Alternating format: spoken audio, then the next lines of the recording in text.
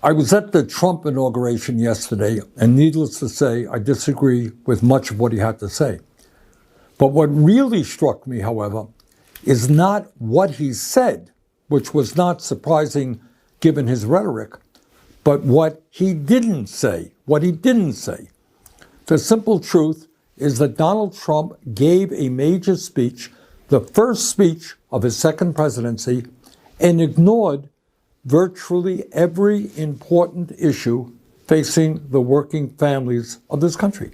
How crazy is that?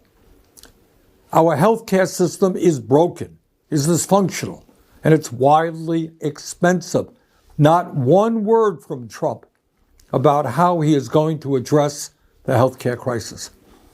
We pay by far the highest prices in the world for prescription drugs, sometimes 10 times more than the people in other countries. And 1 out of 4 Americans are unable to afford the prescriptions that their doctors prescribe. Not one word in his speech on the high cost of prescription drugs. We have 800,000 Americans who are homeless, and millions of people spending 50 or 60% of their limited income on housing.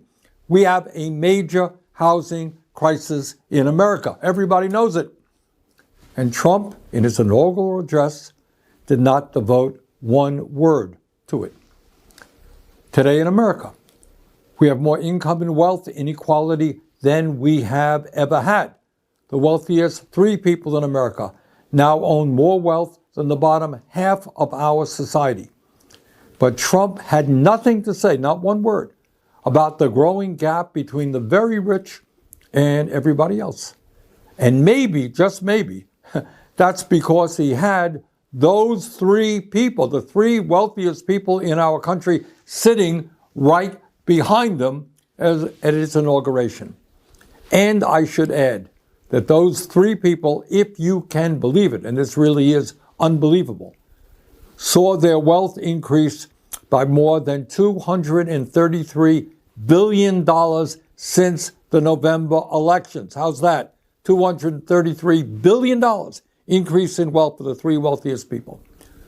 No wonder they were sitting right behind Donald Trump at his inauguration. They couldn't be happier. During his inaugural speech, Trump did not have one word to say about how we're going to address the planetary crisis of climate change. The last 10 years have been the warmest years ever recorded, and extreme weather disturbances and natural disasters are taking place all over the world, from Los Angeles to India, across Europe to North Carolina. Not one word from Trump about climate change, except, of course, to make it clear that he intends to make this horrific situation even worse with drill, baby, drill. Just brilliant. In the coming months and years, our job is not just to respond to every absurd statement that Donald Trump makes.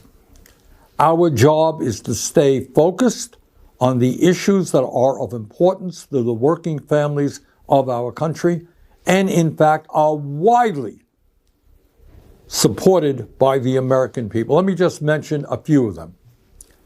Yes, healthcare is a human right, and we must join every other major country in guaranteeing healthcare to all people through our Medicare for All single-payer program. Healthcare is a human right. Yes, we must take on the greed of Big Pharma and substantially lower the cost of prescription drugs in this country. Yes, we must build millions of units of affordable housing and low-income housing. Yes, we must make sure that all of our young people have the ability to get a higher education by making public colleges and universities tuition-free. Yes, we must work with the global community to combat climate change by cutting carbon emissions and transforming our energy system away from fossil fuel and into sustainable energy. Yes, we must pass legislation to raise the absurdly low federal minimum wage of $7.25 an hour to a living wage of $17 an hour. Anybody who works 40 hours a week in this country should not be living in poverty. Yes, we must pass the PRO Act and make it easier for workers to join trade unions and grow the trade union movement in America. Yes, in order to help fund the needs of working families in this country, we must demand that the wealthiest people in this country, including those individuals sitting right beside Donald Trump at his inaugural, start paying their fair share of taxes.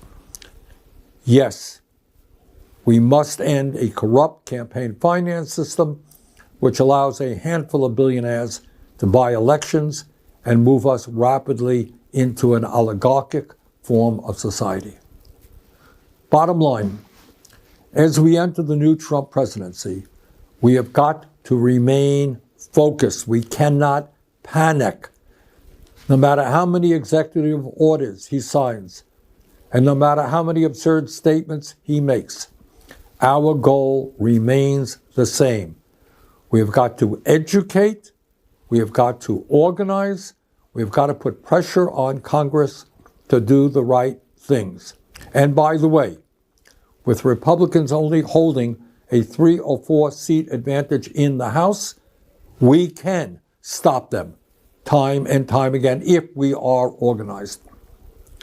Finally, my friends, we have got to fight to create an America based on economic, social, racial, and environmental justice. That's what we've got to work on. Let's go forward. Let's do it. Thank you.